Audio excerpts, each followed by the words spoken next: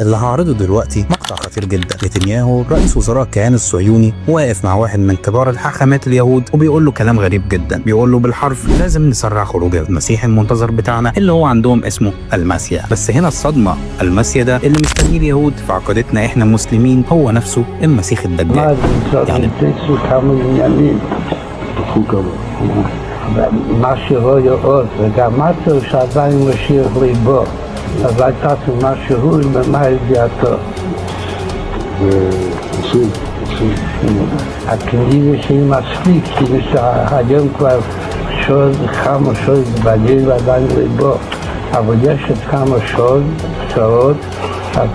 يعني ببساطة في محاولات حقيقية وتسريعات دينية وسياسية بتحصل عشان يقربوا لحظة ظهوره، والحاخام بيهز براسه وبيقول له خلاص احنا قربنا جدا. تخيل احنا ممكن نكون بنعيش في ايام النهاية فعلا، وده بيأكد كلام النبي صلى الله عليه وسلم لما قال ان الدجال هيخرج من جهة المشرق وهيكون له اتباع كتير من اليهود.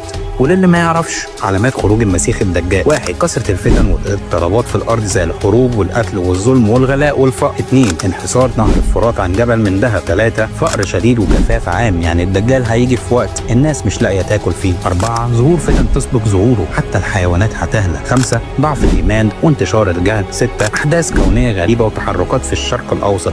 7. يخرج من بلاد خرسان ايران حاليا. فتنه الدجال اعظم فتنه في الارض من وقت خلق سيدنا ادم عليه السلام، وده يفسر مخاطره اليهود في افساد الارض وتدميرها بالبطء والتضخم العالمي الكبير اللي بنعيشه دلوقتي. قال النبي صلى الله عليه وسلم: يتقارب الزمان ويقبض العلم وتظهر الفتن. هل العالم بيجهز نفسه لحاجه كبيره؟ وهل احنا مستعدين؟ انا فارس سعيد، وعملت الحلقه دي ذكاء اصطناعي عشان نكسر اصور.